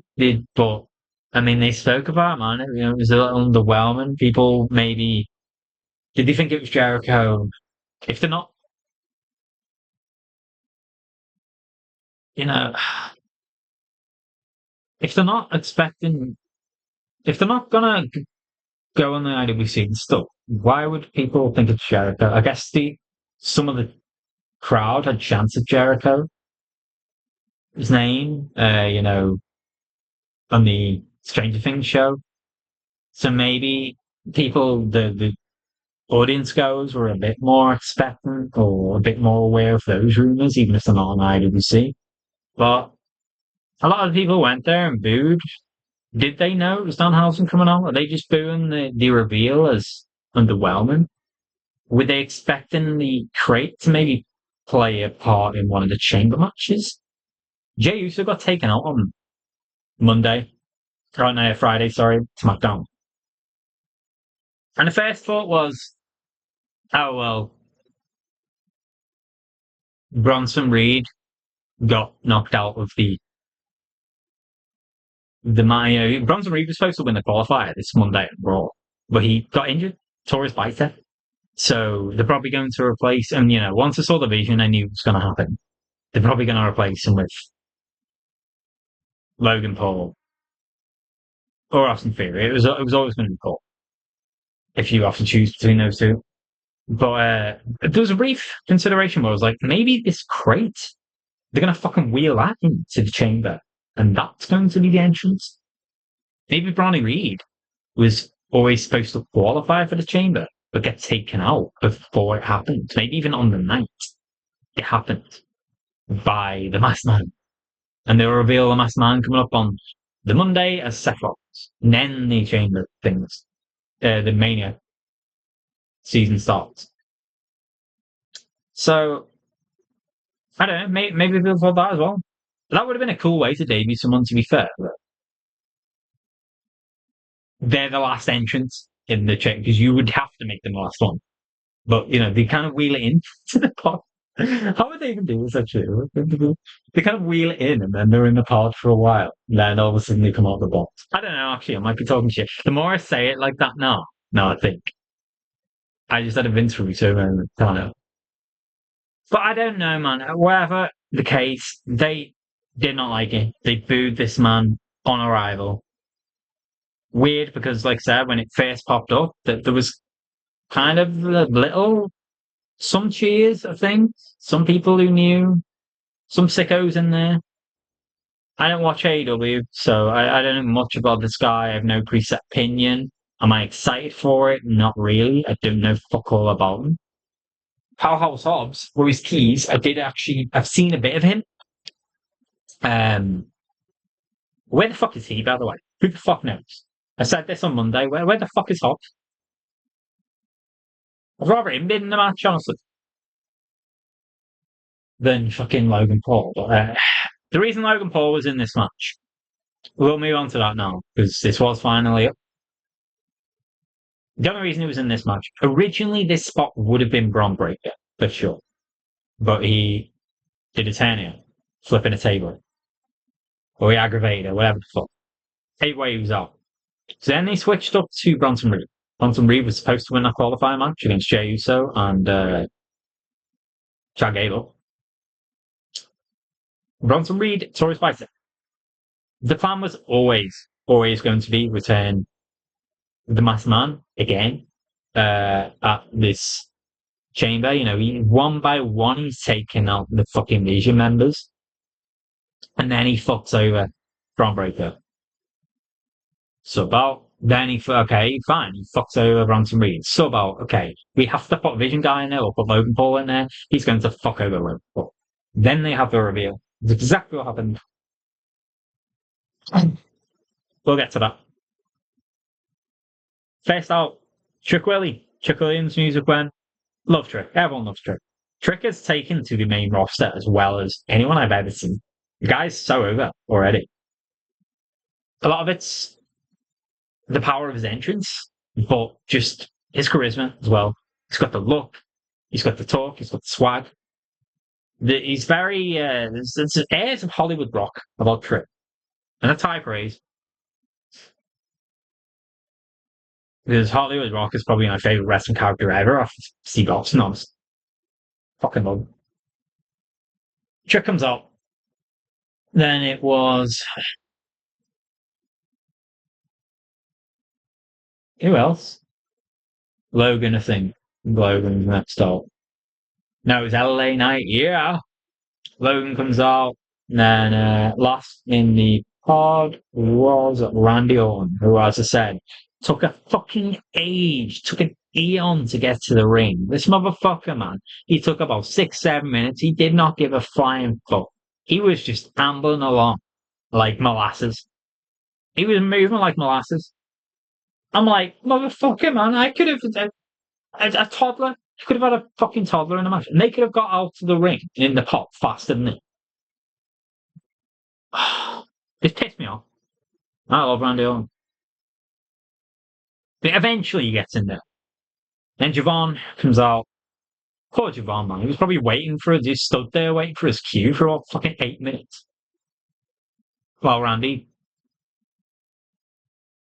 fucking treads slowly as well, get to the ring. Then he comes out. And last out was Cody Rhodes. I knew actually, you know, once I made this prediction, I knew Javon would start the match. With coming in. If I knew it would be Randy. Once the third person came out, Logan came out, because I thought it might actually be Logan and Javon start this match. Once Logan was in the pod as the third person, we already had it Knight and Williams in there. I knew Randy would be in the pod. Randy is one of the older guys in there. They don't have him wrestle too much, so they can avoid it. And, you know, if he's going to win, I was hopeful he would win. He did. You don't want him injured or anything like that. You don't want to jeopardize that. So Cody, Javon started. This was pretty solid. Javon was the best part of this match in terms of in-ring. He's doing his high-flying shit, of course. With this match, I remember a lot less of the in-ring stuff. I'm recording this 2 days after I watched it. I've not watched it back. I watched it once. I don't remember as much of the in-ring spots and stuff, so I'm not going to talk about them quite as much. But honestly, like I said, I think the match was just kind of boring and run of the mill. And I don't think they used the environment as much. I think this was sloppy in a lot of places. The women's one, yeah, they had moments which you talked about, but sloppiness. Rhea failed to get in position for the Abigail. Alexa kind of clearly looking for Asuka. The women waiting for Alexa to jump off the pod. Kind of clearly looking up and waiting, you know, shit like that. But that's it, is what it is. I'll be equally as blame of the camera people for not come to Alexa. She's preparing to jump. Production, basically. This match, it was just sloppy back and forth between the guys in there, which is a shame because there's a lot of good wrestlers in there. I don't think they should have done the angle. Clearly, if Braun Breaker was going to be in that chamber, the narrative was always going to be he's dominating, he's clearing house. And then, just as it looks like, who can stop him? Cody and Randy both down. Then the guy comes in and takes him on. That's one. And he's unveiled as Rollins and he's fucked him over. It's cost him his Mania chance. Same with Bronson Reed. He would have done that and I would have bought that as well. You know, Bronson Reed clearing out, that helps him. The fact they stuck with Logan Paul, I'm saying this now because Logan Paul eliminated the first 3 people in this fucking match. The fact I'm saying this now is, yeah, I don't know if I would have stuck with that. Having Logan take everyone out. The way they did it was a little smart, at least. He kind of stole a few pins. Someone had done a finisher on someone, and he just takes over that pin. I made a prediction that Javon would be first eliminated. That's exactly what happened. Who was in first then? I think it was Logan in first. And then LA Knight entered. No, I beg your pardon. Trick was in first, I think. Then it was Logan. First sloppy moment here. Like I said, bro, Trick Williams. He's great. He's got the gift of the gab, comfortable in front of the cameras. This man, I've never seen anyone, I think, make it more obvious when you know he knows he's fucked up or done something wrong or done a miscue. It was the exact same. It reminded me of the other week when he was doing that promo with Randy Orton and SmackDown, and it was in the European tour. He slapped the mic out of Randy's hand. They both kind of looked across. Even Randy, to be fair, was a bit like, oh, you're in trouble. Shit, man. Because we'll never know what happened. But I assume the mic went across and almost hit someone or hit some equipment or something. Or someone had to duck out the way. Or Trick's face was a picture then. He was like, shit, what? Oh, man. It was the exact same, yeah. He went, it was twice in a row. I think he did it. What's supposed to be obviously a wear punch on Logan Paul. I think he legit clocked him for real. Kind of looked fine. And then he tried to fix it by doing his little sweeping high leg. I think he caught him flush again. And the camera this time caught him. You could see him straight up looking at him and he held the fucking look for a full second. Oh god, I hope that doesn't happen to be the frame this fucking thumbnail freezes up. I don't normally scroll through it. It'll probably all be now. Yeah, Trick just looked fucking calm as shot. I love Trick. I'm not a big critical of me. It made me laugh. But little fuck ups like this sometimes, it actually adds to it. Thankfully, Logan has made us tough things, so he was fine. LA Knight was in next. He, of course, went mainly after Logan Paul. They have a lot of history taking him out. Logan actually got better of him here and there. Man, Knight had a sloppy night as well.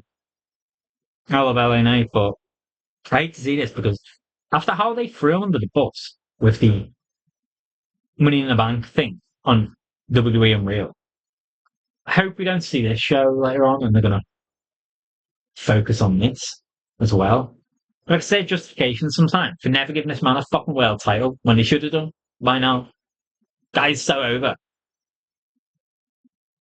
He's the male Alexa at this point. I mean, Alexa at least has been world champion many times before and did well with it. So I guess that one's even more inexplicable. Or could you argue they've never even given LA Knight the chance to do this? Give him a fucking run. But Dennis Odyssey and stuff like this, it's not the first time. He has done a few botches here or there. It's a shame. Everyone botches, whatever. But this looked bad. Randy had come in next. And Knight hits Randy. Randy, this looks so comical. It was like a flare flop, but on his back. He hits him. Randy kind of stumbles and then just... whoop. You could hear the crowd kind of laugh for a moment. So this was so awkward already. Knight gets up on the turnbuckle. He's going to do his diving elbow. And he completely slipped up. At least he didn't faceplant or anything like that. Oh my god, man! He's fucking. He landed down there, and then as a way of fixing it, I guess he wandered over and did a standing elbow drop to Randy. And Randy just took it, but the crowd was just silent after this for a minute too. Thankfully, it picked up again. By this point, every man is in the chamber. I think Javon was out first. Oh man, another one that was really fucking out there. They all had sloppy moments here, except Cody, I'd say.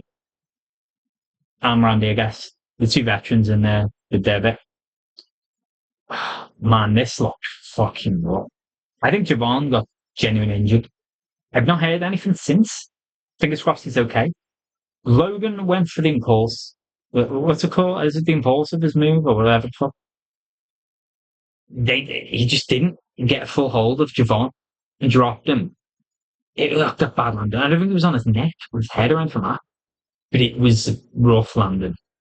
And the ref went straight up. Man, for a second I thought the ref's doing some signal, so I don't even know what he meant. I think it's like he's okay. He's not like seriously hurt, but we're gonna need to like carry him out, kind of thing. Like for real. They did this later on with Trick Williams, but that was where he played. He's doing a big sell job, so they carry on. They did that so they could keep the doors open and have interference. But with Javon, this was genuine. I think he was. I'm fearing. Oh, is the X going to come up? Is the ref going to do the X symbol of like this guy seriously hurt? He got pinned by this. Even if he was supposed to kick out this, I don't think he would have kicked out. I think he was that hurt. And then they carry him off and out. So fingers crossed Javon's okay. He had a bit of an injury scare recently. There's so many high flying shit that you don't need him risking injury through some fuck up miscue that I think was mainly Logan's fault, to be honest. But whatever. Logan had been legit clocked before in this match in the head. Maybe he was a bit dazed and out of it. But there were a lot of miscues like that, man. I guess one other big spot, I suppose, is earlier on. This was while they're waiting for Randy to get in. Javon and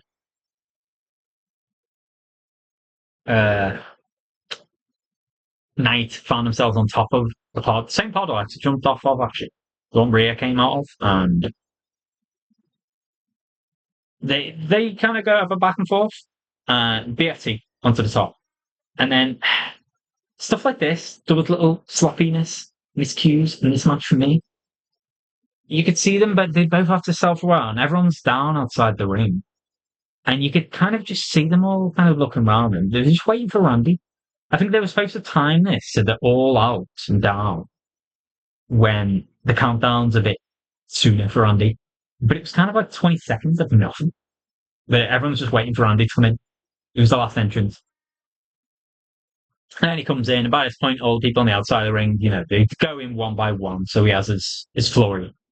Like I said, everyone in these matches, Rumble, Chamber, etc., whenever they come in, straight off, they almost always get a flurry to begin with. So they did that. Javon later on, Knight got down from this pop up to the BFC. Javon's down for a while. He did a big frog splash on Trick. So I guess there's other big spots there, but yeah, Javon got eliminated first. I predicted this as well. Predicted to be in first, do a lot of high flying spots, probably be the best looking, in ring competitor in there, and then get eliminated first. And that's exactly what. I don't think. Who was next though? It was Knight. Yeah, LA Knight got eliminated by Logan Paul, and then Trick Willie gets eliminated by Logan Paul. I think both of these were stolen. I think Knight did Knight do a BFT or something to Trick Willie? And then Knight gets caught by Logan Paul, eliminated, he pins him, and then he goes and pins Trick. So we were down to Cody Rhodes and Randy Orton, who were both down here. It was before Trick even got eliminated, I think. You could see the crowd kind of clamoring. And I thought, oh, this is it. I was expecting the Masked Man to interfere. And then he starts climbing. He did this angle on Friday. Scurry took him down. On Friday, it was actually Logan Paul kind of stops him. He's like, fuck you. Rips his mask off. Like, ripped his mask off. Like, who the fuck are you? Just some random guy. Some developmental talents or someone in the PC or whatever the fuck. Or just, it could have been some stagehand, probably. They took him off. I always thought, oh, this guy's a decoy. On Friday, the real one. Saturday, the real one is going to turn up. We did another decoy here, which I thought was actually kind of, like I said, it was a bit overbooked, but it was kind of smart, kind of cool. I think this is just before these Trick gets eliminated, like I said, I think. Because the door wasn't open. This first decoy, he started trying, it was like he was climbing the chamber. And at this point, what the fuck is going to happen here? What would the accomplishment climbing the chamber from outside? Can we even get it? They're going to go like right in the stone bit of it and go for it. That would be insane. I've never seen that. So I'm like, what the fuck? And then loads of scurry men come down. Adam Pearce is with him. Pull this guy down, dragging him off. He's fucking terrifying. And then I think Pierce takes the mask off him. And again, it's just some random dude. I don't know who the fuck it was. This was, of course, nobody could, because Trick Willie's been eliminated by now. He's getting picked up by a lot of referees and stuff, and scored out of the ring. As he passes by the camera, you see a man sneaking through the side. Last man. Logan Paul's got his back to this. He's talking shit to Randy, who's down. Cody's down on this side. Attacks. Logan Paul turns into it, of course, gets kicked. Kind of does a stare off. Last man slowly gets in the ring.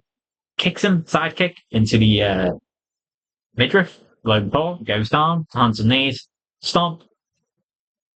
Cody comes in. I don't remember if he did his finisher on top of this, but Cody got the pin. I think he just went straight for the pin. Gets it. Cody kind of turns, stares at this masked man. There's this slow reveal. Takes it off, and it is Rollins. Rollins is back. Good to see him, man. He's obviously physically fit enough to get into his finisher and stuff. I don't know how well his shoulder is, but he's got time now into Mania, and this was always going to be the case. It would have been way better if it was Braun Breaker who'd gone in, and I don't think his pins would have been like Logan Paul, where he's kind of stealing them in a way. Braun, I think, would have gone in and not dominant, but been a force and take a limb.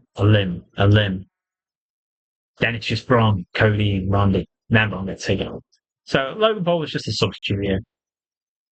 Question is now, what happens with Mania? They're not going to do Rollins and Paul because they've done that before. I don't see them doing that. They're not going to do Rollins and Theory. I mean, think of Rollins attacking Paul here is Paul and Theory only joined the division after Rollins was kicked out of it. It made more sense. This is why they default to Bronson Reed first after Braun Breaker got injured. It made more sense with those two because they are the two that attacked him and did a coup, like usurped him.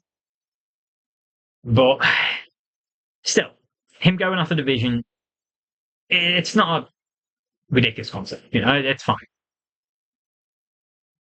I can only imagine there's some rumor that maybe they're going to try and get Bad Bunny and have a tag match. Theory and Paul versus them two. I don't mind that so much. Maybe in some miracle world you could get one of Braun Breaker or Bronson Reed back, but it looks very unlikely right now, especially for Reed. But I don't think you can bank on that. WWE have this habit of just fucking waiting, drawing out. I think that's what they do with Bianca. Oh, well, she might be back in time for blah, blah. Let's make Jade the champ and keep her as that. Don't make the same mistake. You have to start building up these matches now. The Mania build so far has been fucking dog shit. And this show, the Rumble, neither of which were really inspired. You have to get a move on it. But, well, it's good to see Rollins back. He left of his own accord, right? It's Curry kind of, he just walks off. There was one guy, I think, just led him off. The crowd, he cut through the crowd. The crowd are doing they're happy to see him back. For some reason, the referees decided to leave the gates open. It made no sense. Between eliminations, they're closing it and stuff. They suspend the league when at a bad moment sometimes can be good. Whatever. Someone else would find their way into the chamber. To be fair, again, this is another thing I half expected. It was Drew McIntyre, of course. Cody and Randy are left up, kind of staring at each other. Randy's getting to his feet.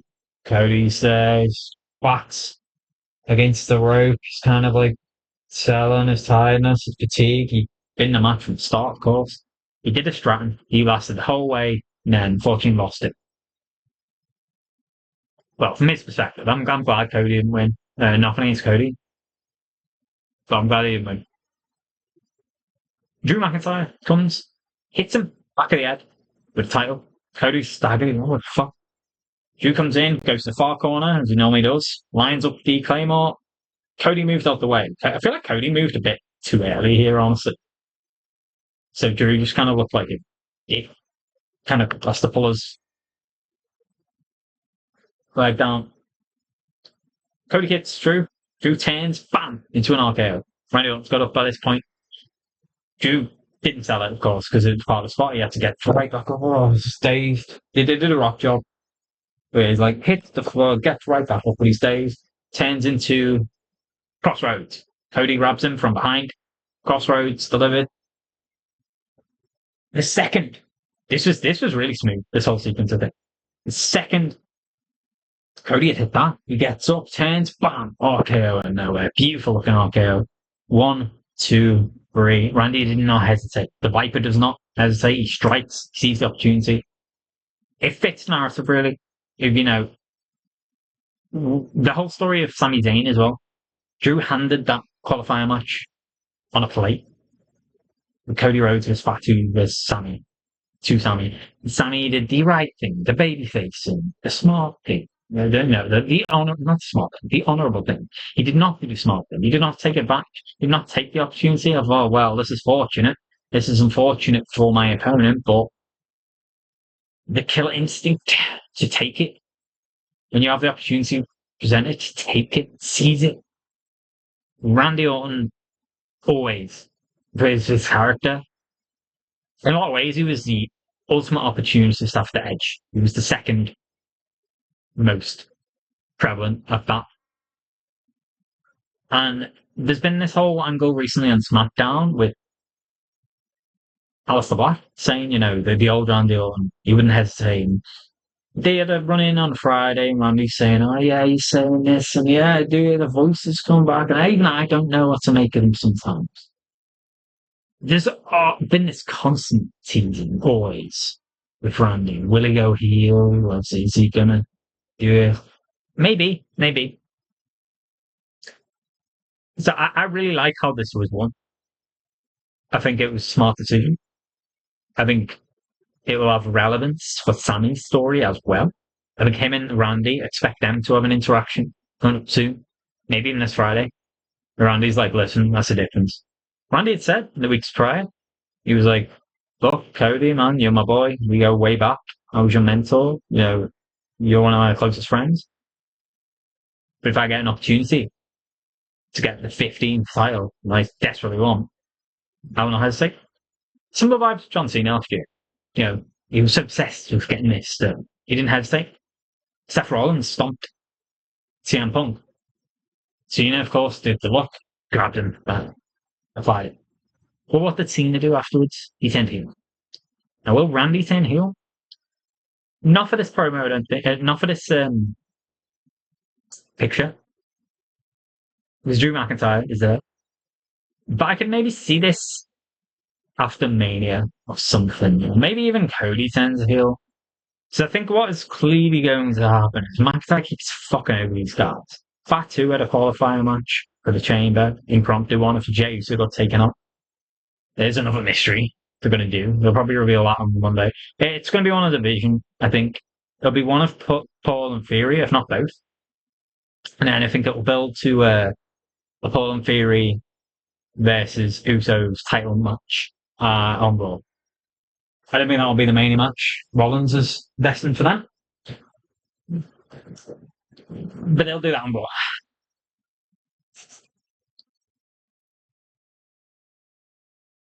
Batu got fucked over. Again, second time Chamber qualifier. We got fucked over by Drew McIntyre. Cody got fucked over by Drew in the Rumble.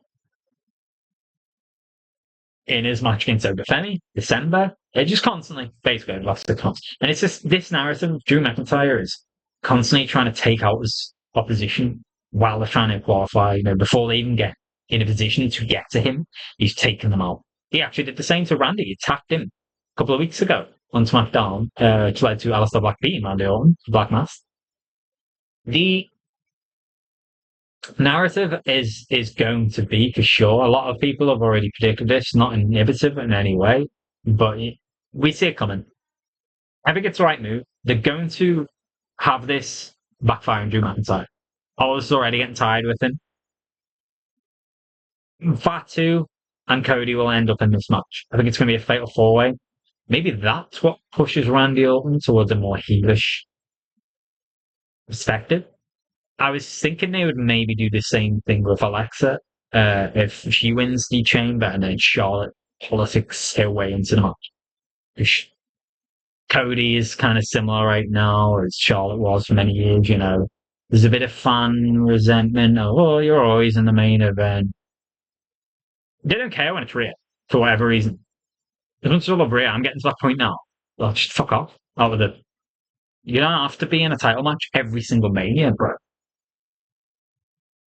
The men have this way. Roman Reigns is the same. He's always there. 10 main events now, is it? Roman? Jesus Christ. Randy is no youngster. He's no rookie. He's one of the biggest veterans. The most decorated person in the entire roster. But the reason I don't mind this is it's been a few years, man. How long has it been? Actually, I don't even know. Since Randy had a championship match at Mania. But it's 2020. No, he took on. Yeah, 2021 was Edge. Was it? Maybe it was 2020 and Edge. He took on. That wasn't a championship match, though. I honestly don't remember, but it's been a while. I think it was the same as Cena last year. Cena's decorated his years, how many main events he's had. If you take a break, you remove someone from the scene for a while and then bring them back in, no one gives a fuck. I like Randy winning this. It was a way to get him in the match. If Cody had won the chamber, Randy's still a face. How would he get in the match? Cody's going to do this in a way that maybe will lead to him turning heel. The fans start to boo him a little more here or there. Fatu, I think Aldous will just eventually punish Drew by doing this. I would have Orton win the Mania match as well, honestly. I think right now, the order, if it's four-way, I'd have Orton top of the list. I'd have McIntyre as my next most preferred winner. Then I would have Cody and Fatu. It's still too soon for Fatu. I'm really happy for him if he gets in the main event, though. I just think it's too soon to actually put the belt on him. But I think what they're doing with him this year so far is that I really like it. No problem whatsoever if they go in the main event.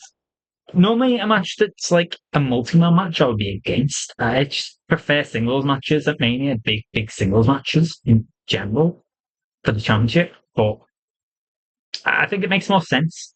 I'm saying with the women, like I said, I would have had Alexa versus Charlotte versus Jade. Originally, I would have had Alexa versus Charlotte full stop. But once it became clear Jade was going to keep the belt coming to Mania, I was like, okay, just do this. Have Alexa win it and them in free. That one was not singles match purely because Jade has to be in there. And I don't think you can do 1v1 with Jade and have me give a fuck, like I said before. But this Fatal 4-Way, the story is thin. I think what they've done so far in SmackDown this year, the main event scene, this whole story around all of them, I really, really like it, man. And there's times where Sami Zayn's been involved in it, Triple Willie's interacting with them all, Aleister Black is starting to interact with them, Priest is always there or thereabouts as well. You could shuffle them in here or there. SmackDown has been good this year, man. Well, by current WWE standards, I should say. it's not exactly a good show. I do think the main event scene for SmackDown right now is way more exciting than Raw. Raw is just CM Punk waiting for Roman Reigns to turn up, basically. Rollins has been injured. Lesnar's fucking never there. Oba is still yet to decide what brand he's going to be on. I think it will be Raw. I'm hoping he takes on Lesnar. But yeah, like SmackDown, I'm interested. It has given me a reason to tune in. Randy winning this is really, really good move, in my opinion. I love how it was done. But the match itself was bad. I'm never going to watch it back. I have no reason to. The women's one, I probably would. But the outcome of that one, as I said, pissed me the fuck off. And the two singles matches, yeah, I mean, they're both kind of predictable. They did do a nice swerve with the AJ and Becky thing. Becky tap out twice. First time the ref didn't see it, so you think, no, she's probably going to win. But I didn't really care much about the two singles matches, honestly, this time around. And that's a shame because all four involved were great. So now Mania season really is supposed to be rampant because it is officially the next period. We have to start getting matches set up. And this is where it begins. I feel like a lot of the weeks building up to Rumble, they spent building up Saturday Night's main event more. A bit like North Rumble. A lot of the weeks building up to the Chamber, there's just been Chamber qualifiers and so on and that.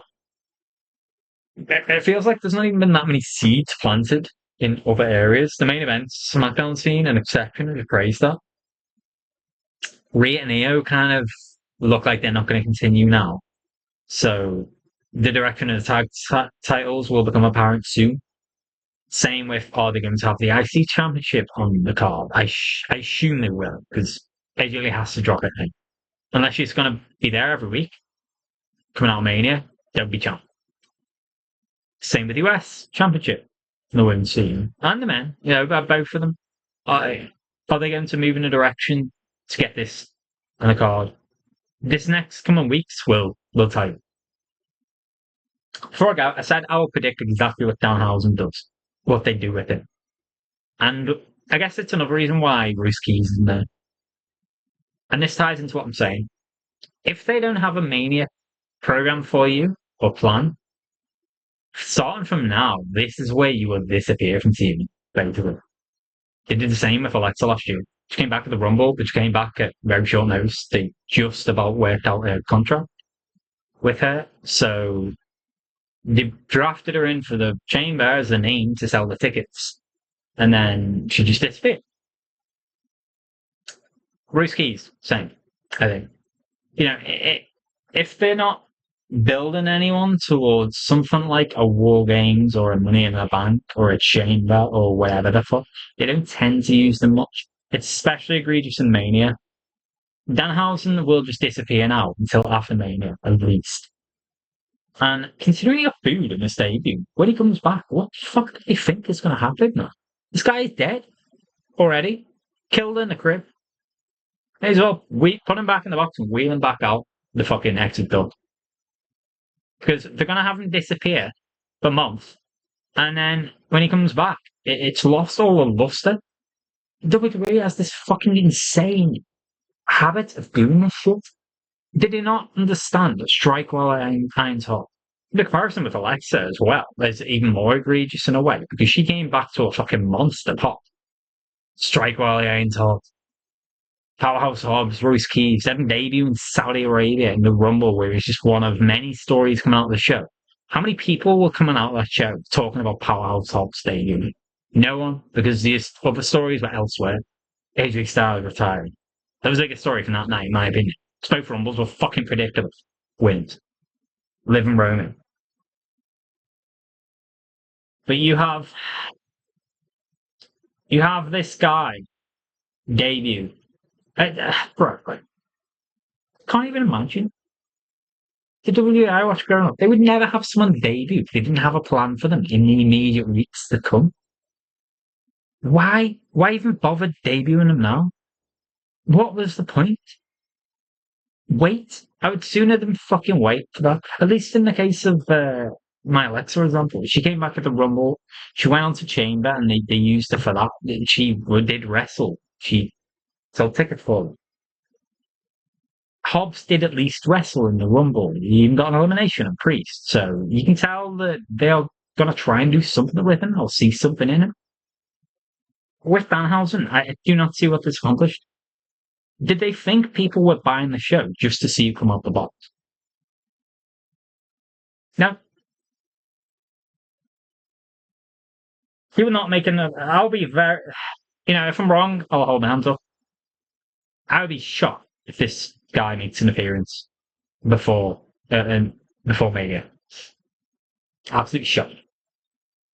Unless they've taken to NXT and do something like that. I'd sooner they've fucking done that with Hobbs, honestly, at this point. At least give him something to do. It's fucking downtime. You just sat there and fuck off. My God, man. So yeah, the next few weeks, this is definitely going to be interesting. We need more. We need some stories to start filming more. I have no hope after that Brock Lesnar segment on Monday.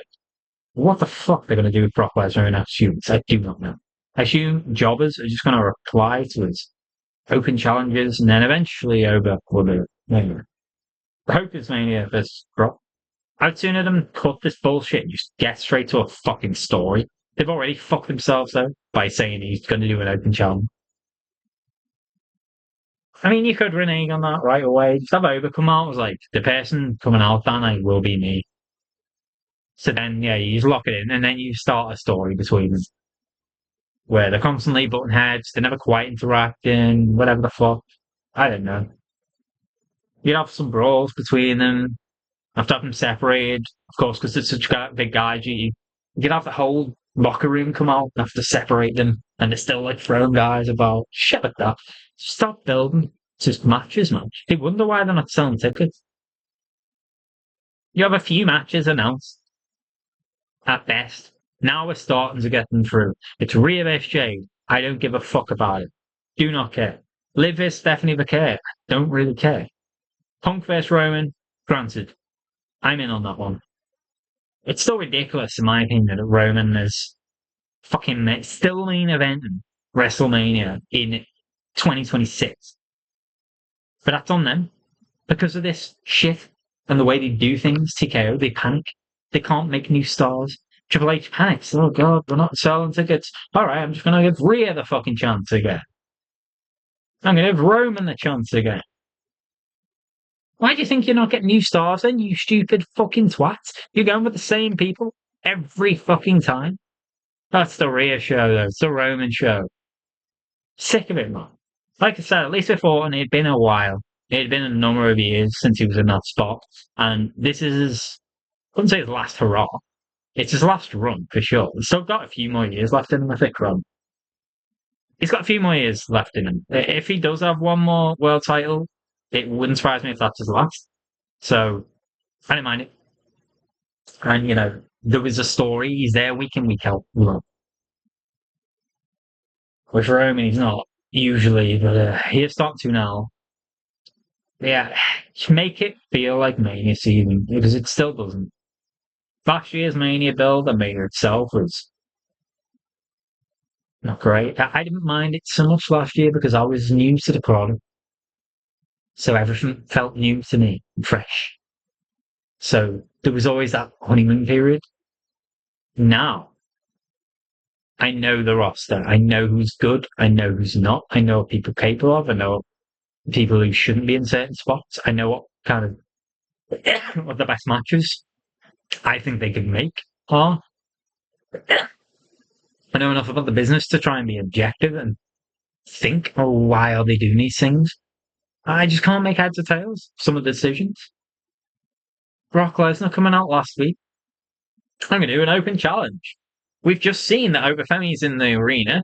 He didn't fucking respond. No one responded. And it's the match everyone wants at Mania. Everyone's chanted, over. But you just made him look like a fucking blade. A pussy. Because he's in the arena. And he's not come out. But you want me to tell me that in 6 weeks' time, he's finally going to grow a pair. This is Obafemi, your future face of the company, the guy.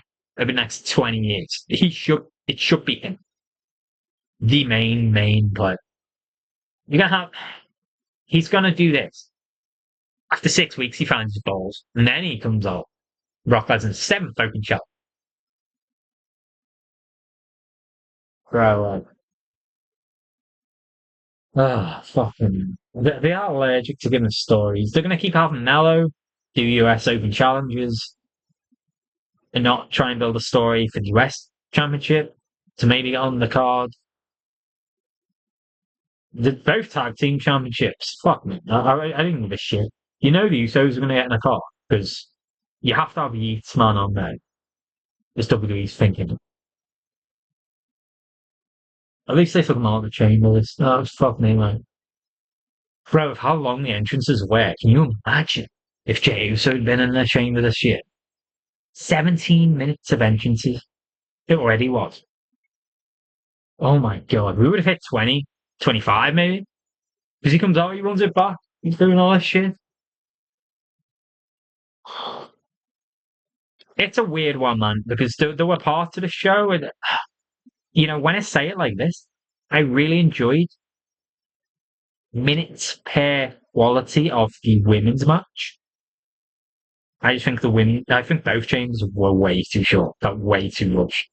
24 minutes for women, 25, 26, I think it was for the men. The fuck is that? These matches should be 35 to 40 minutes, in my opinion. They used to be. Because Vince actually gave us wrestling. TKO can't. Everything's in moderation. Everything's like, what did he think? Oh, absence makes the heart grow fonder or something. No, just brings disinterest, man. Stop edging me. Give it to us. Fucking teasers. That's what they are. Oh yeah, we're gonna have these feuds kind of like boil over and stuff, but we're not gonna do it at the PLA because we can only have 4 matches. So we're gonna throw out some matches on a random SmackDown, so whatever the fuck. Best PLE last year was Evolution because that was structured like old school. It was 7 matches, straight to the point, no bullshit in between. You had your vignettes into the entrances. The only match that had long-winded entrances was the BR, which, fair enough, it's a battle royale. And they wanted to give everyone the shine. But it was kind of straight to it. All these decisions really impacted my thought process and how I remember the show. I think this was one of the biggest time waste shows they've ever done.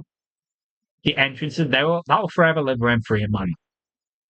Sitting and watching 30 minutes combined, at least, of the men and women just making their way to the fucking chamber. That's 12 people. 30 minutes. Bro, I grew up in an era where the only person who would get close to a 5-minute entrance, and it made sense, was The Undertaker. And even then, that was only really like at Mania itself, or like big matches.